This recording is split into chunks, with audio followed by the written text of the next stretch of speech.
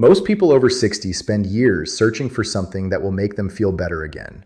More energy, less pain, a body that actually cooperates with them in the morning. And almost all of them are looking in the wrong place. There is one movement, one simple exercise that doctors and physical therapists keep coming back to again and again for people in their 60s and beyond. And the reason it works is not what most people expect. Stay with me, because by the end of this, you will understand exactly why this works and how to start today, safely, right from your own home. Let me ask you something first. Do you ever feel like your body just doesn't respond the way it used to? Maybe getting up from a chair takes more effort than it should. Maybe your balance feels slightly off. Maybe by the afternoon, your legs feel heavy, your back aches quietly, and your energy simply disappears, even on a day when you didn't do very much. If that sounds familiar, I want you to know you are not alone. This is one of the most common experiences shared by people over 60 all around the world. And here is what is important. These are not just signs of getting old. They are signs of something very specific happening inside the body, something that, once you understand it, becomes much easier to address. Think of your body at this stage of life like a house that has been standing for 60 plus years. A strong, experienced house, but one that now needs a certain kind of attention. Not tearing things down, not starting over, just the right kind of daily care in the right place. And the area that needs the most attention after 60 is not what most people think. It is not the heart alone. It is not just the lungs. It is the legs and the core, and the way they work together as a team. But here is what most people don't realize. When the lower body and the core lose their connection with each other, that is when people start to feel unstable, tired, and like everyday movement has become a quiet struggle. And this happens slowly, so slowly that most people don't even notice it building over time. But this is only part of the story. Let me explain what is actually happening beneath the surface. After the age of 60, the body begins to quietly lose muscle, particularly in the legs, the glutes, and the deep muscles of the core. This process moves so slowly that most people don't feel it happening at all. One day they just notice that standing up feels harder than it used to, that climbing stairs takes more out of them, that a short walk leaves them more tired than it should. This is where it gets interesting. Muscle loss at this stage is not just about strength. It directly affects your balance, your posture, your circulation, and even your energy levels throughout the day. Because muscle is not passive tissue, it is metabolically active.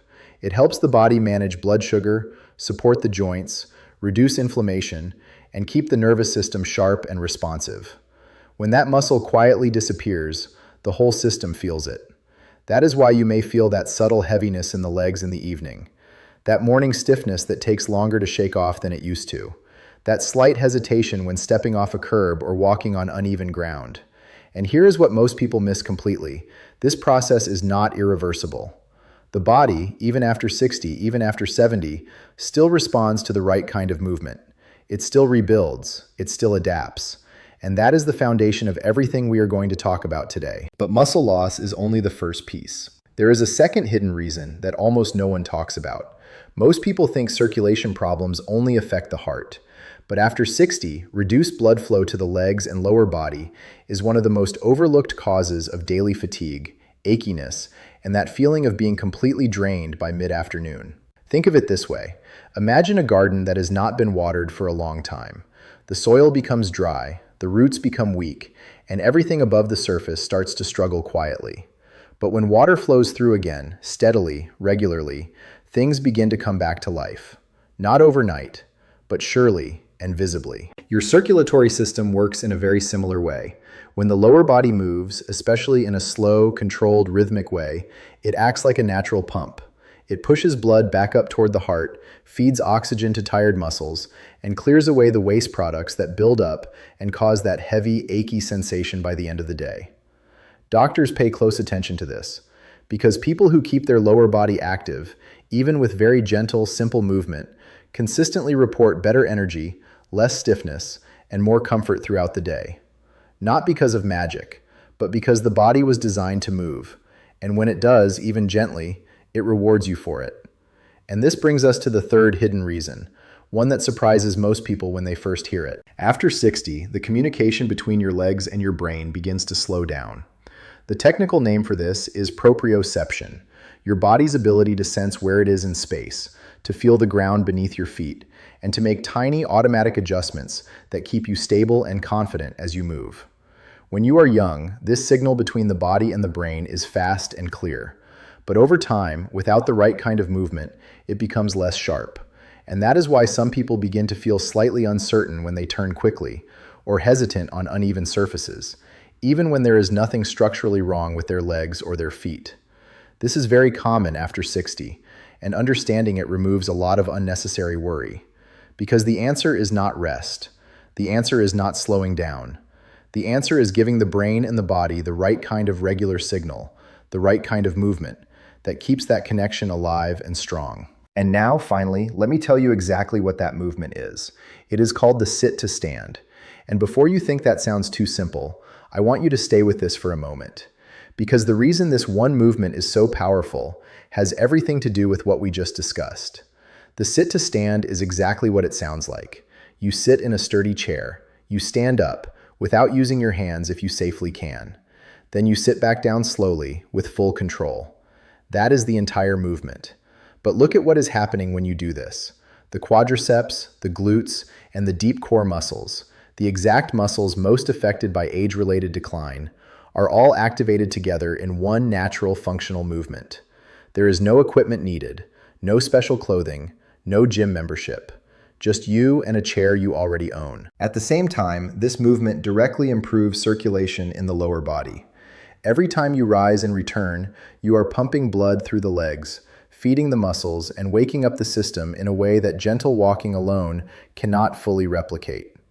And perhaps most importantly, this exercise directly trains that brain-body connection we just talked about. Your nervous system has to engage, has to find balance, has to communicate with your legs in real time. Every single repetition is a signal you are sending to your brain that says, I am still here, I am still moving. Keep that connection strong. Now here is how to do it safely and correctly. Sit toward the front edge of a sturdy chair. Place your feet flat on the floor, about shoulder width apart.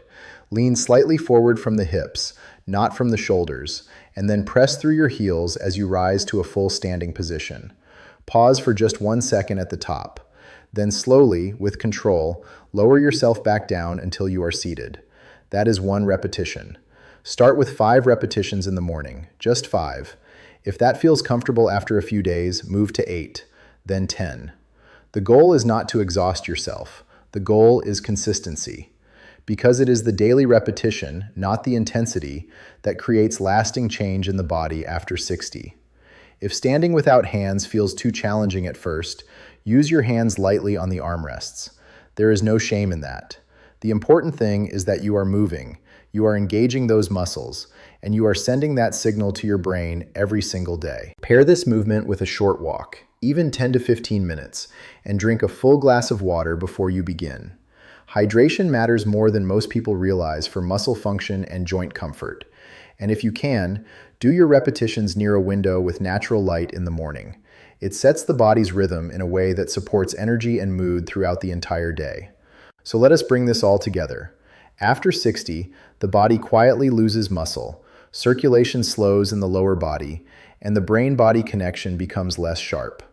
These 3 things together create that familiar feeling of heaviness, fatigue, instability, and effort that so many people over 60 experience every single day. And the sit-to-stand exercise addresses all 3 of these things at once. It rebuilds functional muscle, it improves circulation, and it retrains the nervous system to stay sharp, balanced, and connected.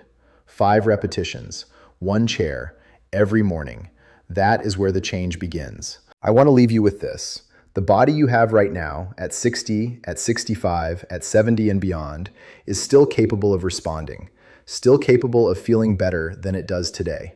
Not with extreme effort, not with complicated routines, but with the right movement, done consistently, with patience and care. You deserve to feel strong in your own home. You deserve to move through your day with confidence. And this one simple exercise is a very real, very gentle step in that direction. Now, I would love to hear from you. Have you ever tried the sit to stand or something similar? Have you noticed changes in your energy or balance over the years? Share your experience in the comments below, because your story might be exactly what someone else needs to hear today.